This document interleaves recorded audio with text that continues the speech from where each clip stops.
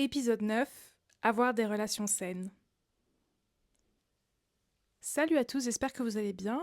Re-bienvenue ou bienvenue dans le podcast À voix nue, un podcast où je parle de mon expérience avec l'inceste et de comment j'arrive à guérir de ce traumatisme. N'hésitez pas à venir me rejoindre sur Instagram, Voix nue podcast, il sera en description. Dans cet épisode, je vais parler de toutes sortes de relations, pas seulement des relations que j'ai avec mon compagnon, mais aussi des relations que j'ai avec mes amis, parfois même avec des relations professionnelles. Je fais pas forcément cet épisode pour vous donner la solution pour avoir des relations saines, mais juste pour vous dire que vous n'êtes pas seul à galérer à avoir des relations saines après avoir vécu un trauma.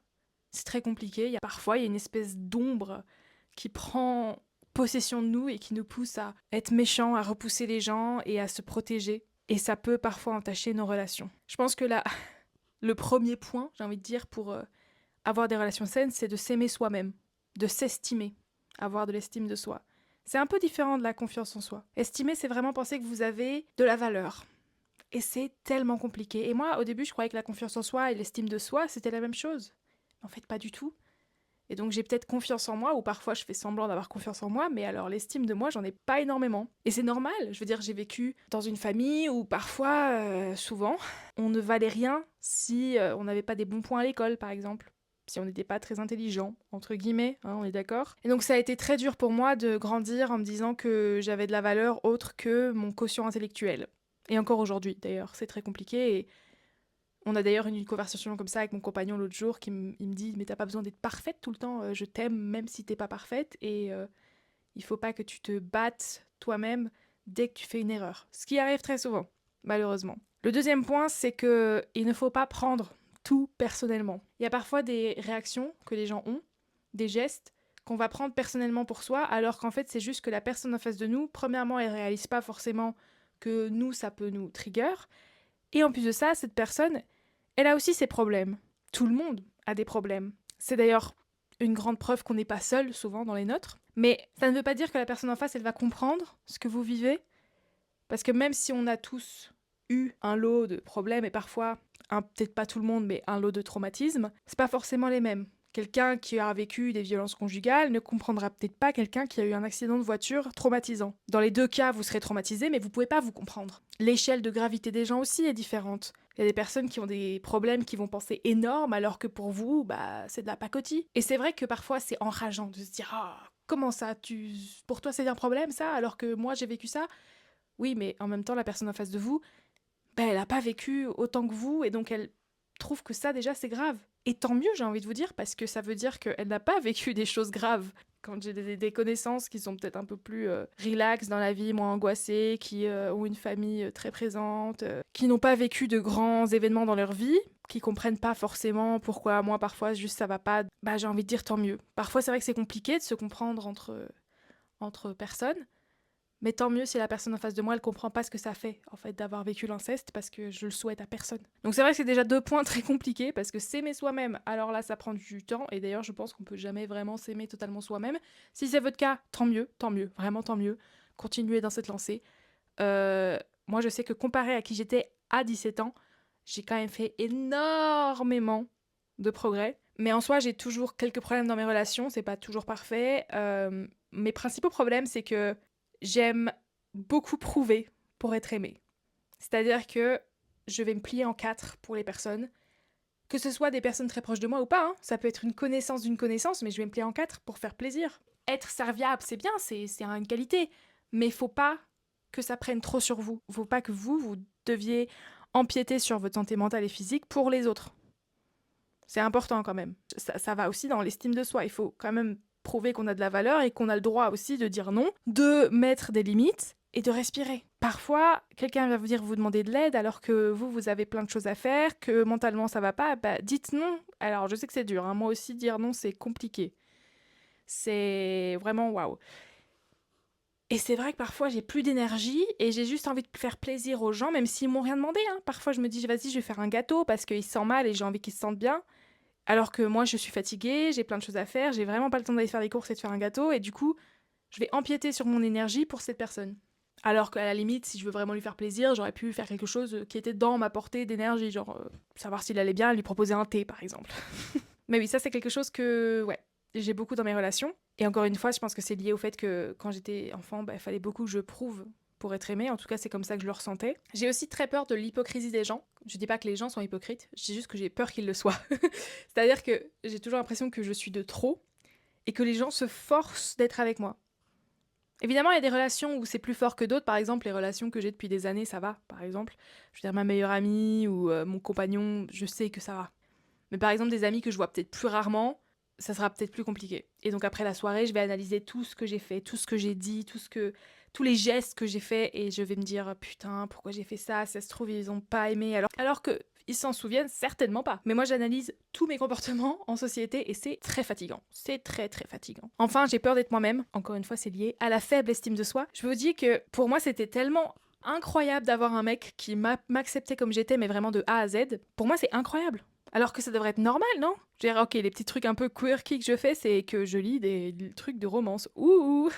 Parfois, je lis des romances nulles, ça arrive, voilà. Donc parfois, j'ai des busts d'énergie et je commence à avoir les zoomies. Bon, bah voilà.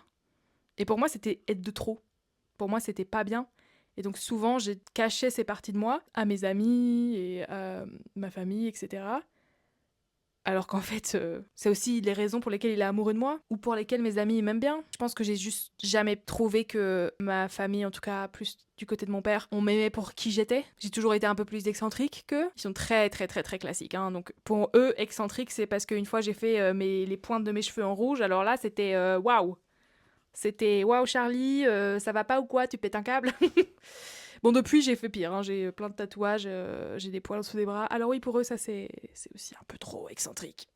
Alors que, j'ai envie de vous dire, tout le monde a des poils. Hein, si vous voulez des femmes sans poils, faudrait peut-être vous questionner.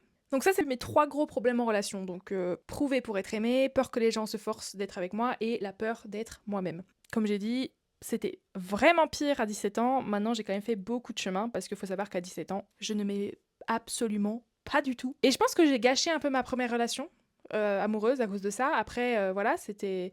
Je veux dire, à 17 ans, on n'a pas forcément la maturité de comprendre tout ça. Et en plus de ça, j'étais en dépression, j'allais vraiment pas bien. Donc c'est vrai que quand j'ai quitté mon premier copain, je me suis dit que j'allais me reconcentrer sur moi-même, que j'allais prendre quelques années pour apprendre à m'aimer, apprendre à être seule. Et depuis, franchement, j'ai fait un travail phénoménal. Je veux dire, déjà, je me suis acceptée avec des poils parce que je suis quelqu'un qui a de l'hirsutisme. J'ai énormément de poils. J'en ai aussi sur le menton, ça c'est les seuls où je ne peux pas. Je n'arrive pas à les accepter, mais le reste, je m'en fous, tu vois. Je me dis, ouais, je suis poilu, c'est bon, hein, voilà, ça arrive. J'ai aussi accepté que, bon, la taille 34, c'était pas pour moi, quoi. J'ai jamais été fine, et je le serai certainement jamais, et c'est ok. En fait, il y a tout type de corps sur cette planète, et ils sont tous très beaux. Le plus important, c'est que je sois en bonne santé et que je puisse le bouger. Et c'est le cas. Donc franchement, même si évidemment c'est pas tous les jours tout rose, je me réveille pas, je me vois pas dans le miroir et je suis en mode waouh, hello Bamba Latina. Non, évidemment que non. Mais j'ai quand même beaucoup plus d'amour envers moi-même. C'est-à-dire que je me regarde pas dans le miroir et je me dis oh je suis belle, mais je me regarde pas dans le miroir en me disant you. Je me regarde dans le miroir et je me dis ok cool. C'est moi quoi, c'est mon corps. Donc y a pas vraiment, c'est pas vraiment un sujet, c'est juste bon il est là quoi. Mon premier copain je m'aimais pas assez donc j'avais toujours besoin qu'il m'aime pour moi. Et vraiment, faites pas ça. Si vous voulez construire des relations saines avec une base solide, c'est aimez-vous. Vous pouvez pas vous aimer à 100%. Enfin, je veux dire, c'est comme quelqu'un d'autre, vous pouvez pas l'aimer à 100%. Mais il faut quand même que vous ayez de bonnes bases. Parce que sinon, vous allez faire mal à vous-même, mais aussi à la personne en face de vous, malheureusement. Et ça, c'est plus visible dans les relations où vous êtes très proches, que ce soit amicale ou amoureuse. Mais c'est vrai que moi, j'ai très très peur de gâcher mes relations encore aujourd'hui, parce que plus on est proche de moi, plus il y a des chances que je la gâche, dans ma tête évidemment. Et souvent, je vais repousser les gens. Dès que je vais commencer à aller mal, je vais repousser les personnes autour de moi. Et c'est un peu ce qui arrive en ce moment d'ailleurs. Évidemment, comme j'ai dit, les relations amicales, c'est pas aussi marqué parce que c'est juste on va pas se parler pendant une semaine parce que j'aurais pas l'énergie de parler à quelqu'un. Mais par exemple, mon compagnon, cette semaine, je me suis posé la question 2-3 fois, est-ce que je devrais pas le quitter pour le libérer? Je lui ai pas demandé son avis, hein. J'étais en mode faudrait que je le quitte pour le libérer. Après, évidemment, on en a parlé, il m'a dit mais je peux comprendre, enfin tu vas pas bien, c'est comme ça et voilà, et on a parlé justement de ce mécanisme, de moi qui repousse les gens quand je vais mal, qui essaye de les tester. Alors ça, c'est un truc que je déteste, mais que je fais, malheureusement. Et je travaille dessus, mais je teste les gens pour savoir s'ils vont partir. Encore une fois, c'est lié au fait que je devais prouver pour être aimée à l'époque. Et du coup, Il y a des fois, ouais, je vais tester mon copain. C'est-à-dire que je vais être méchante. Et je déteste ça, c'est vraiment, comme je vous dis, c'est une espèce d'ombre qui arrive sur moi, qui me prend les tripes et qui va commencer à parler à ma place et à dire des trucs méchants. Mais c'est pas ce que je pense. J'ai presque envie de me baffer direct après l'avoir dit, quoi. Ça sort juste et c'est horrible. Je déteste quand je suis comme ça, vraiment. J'essaye d'apprendre à déjà me pardonner moi-même d'être comme ça parce que, voilà, c'est un mécanisme de défense. Mais il faut aussi apprendre à dire pardon aux gens parce que ça les blesse. Je veux dire, demain, si Taylor il veut partir parce que je suis comme ça, je vais pas lui en vouloir parce que c'est vrai que parfois ça prend beaucoup d'énergie. Après, quand je vais bien, il n'y a pas de souci. Mais quand je vais vraiment mal, ça m'arrive que mes insécurités me rendent assez méchante. Mais voilà, soyez honnête. Soyez honnête avec les gens, avec vos amis, avec vos compagnons, dites-leur. Dites-leur, voilà, pas forcément en rentrant dans les détails, vous n'avez pas besoin de dire tous les traumas que vous avez vécus dans votre enfance. Juste dire, voilà, j'ai un peu de mal avec les relations de temps en temps, ça m'arrive que quand je vais mal, je repousse les gens. Ça m'arrive d'être méchante sans le vouloir, de ne pas le penser. Sache que ce n'est pas contre toi, c'est plus moi-même qui me bats avec mes insécurités, etc., etc. Et quand quelque chose arrive, dites pardon, mais pensez-le. Il faut pas être parfait, évidemment que c'est pas possible, mais il faut faire de son mieux. Et il y aura des moments où vous allez rechuter, c'est normal, et moi aussi, ça m'arrive. Donc voilà, c'est vraiment...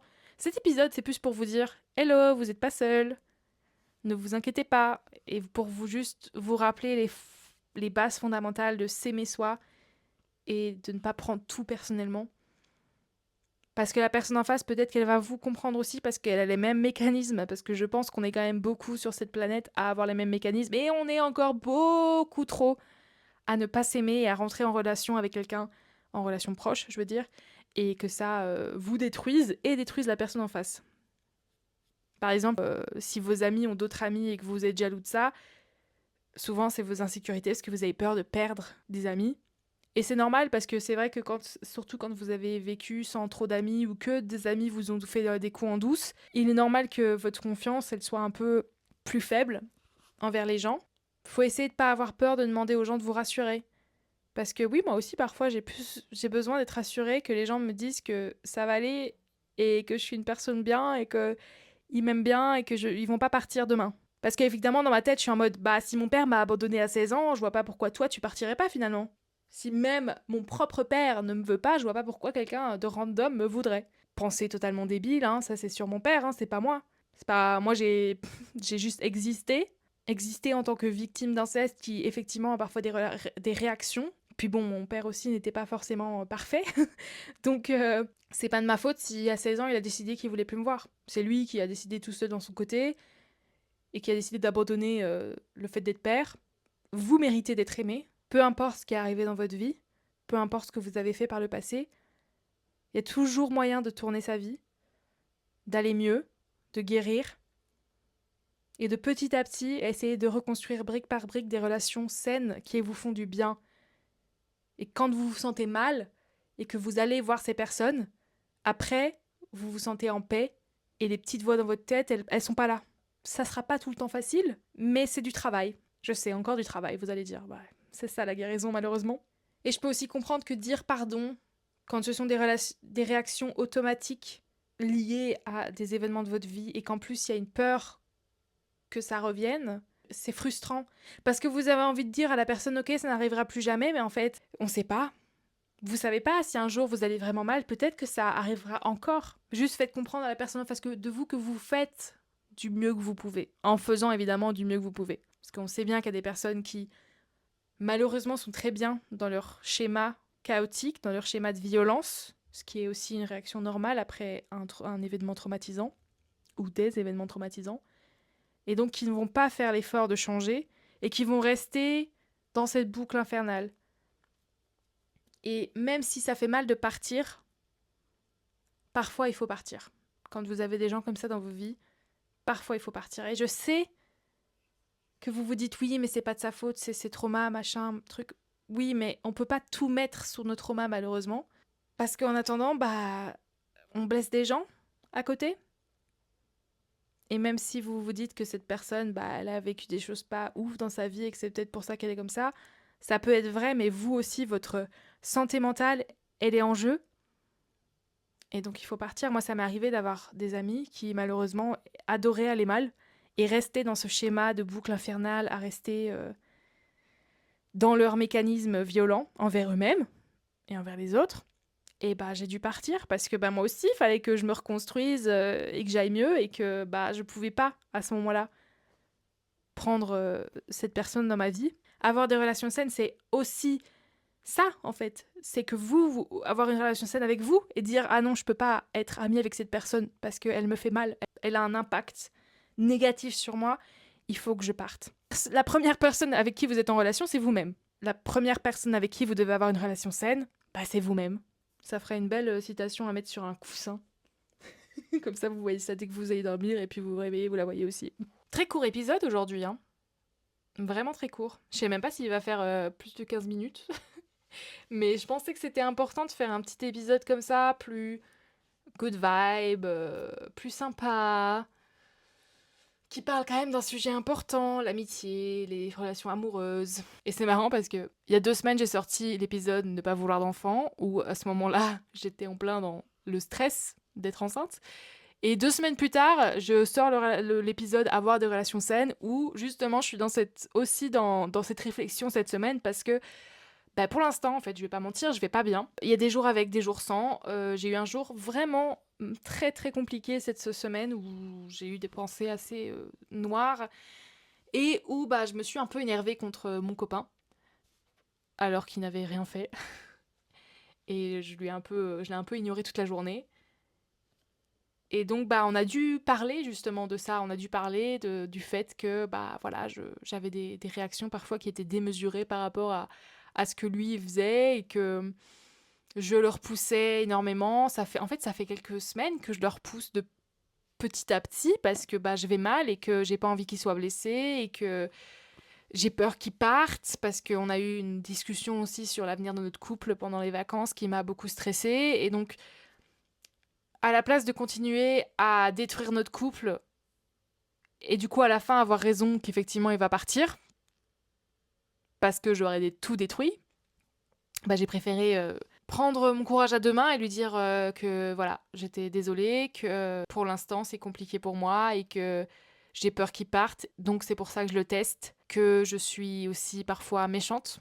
Et il me l'a dit que pour lui c'est dur quand j'ai des paroles méchantes à son égard et je déteste me dire que je lui ai fait du mal. Donc souvent je me referme quand on a cette discussion et j'ai presque envie d'être encore plus méchante. Bon, c'est pas du tout la solution, hein, on est d'accord. Et donc voilà, cette semaine on a parlé un peu et j'ai promis de faire de mon mieux en le pensant évidemment. En fait, ce serait juste trop bien que je tourne vraiment cette fois ma langue dans ma bouche avant de parler, mais quand l'ombre vous prend et vous essaye de vous rendre méchant et de pousser les gens, c'est vraiment...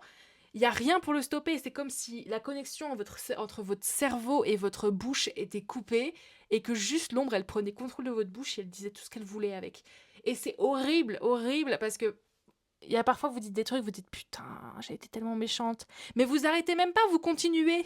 Vous rajoutez des couches et des couches, ça fait une lasagne de méchanceté à la fin. Et je déteste quand je suis comme ça. Et voilà, faut vraiment, comme je vous dis, être déjà indulgent vers vous-même et puis revenir vers la personne et expliquer ce qui s'est passé, pourquoi ça s'est passé, que vous le pensez pas, etc., etc. Mais c'est beaucoup de travail. Et il faut aussi avoir une personne en face de vous qui est prêt à vous écouter, prêt à accepter votre pardon, parce que tout le monde ne va pas comprendre. Il y a des gens aussi, il y a comprendre et comprendre, c'est-à-dire qu'ils vont comprendre que vous avez vécu des choses pas faciles, sans forcément comprendre ce que ça peut faire.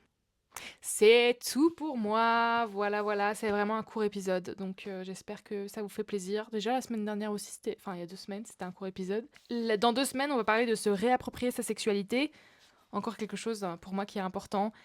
Qui va un peu de pair avec les relations saines, je pense, parce qu'il y a de l'amour de soi, etc., etc.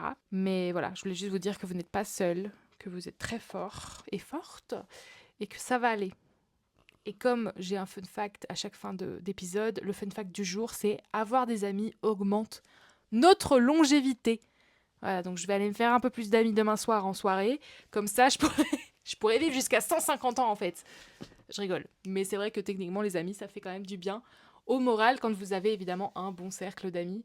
Je sais que j'ai beaucoup de chance d'avoir des copaines incroyables autour de moi. J'espère que vous allez passer une bonne fin de semaine, un bon week-end, et on se retrouve dans 2 semaines. Bye!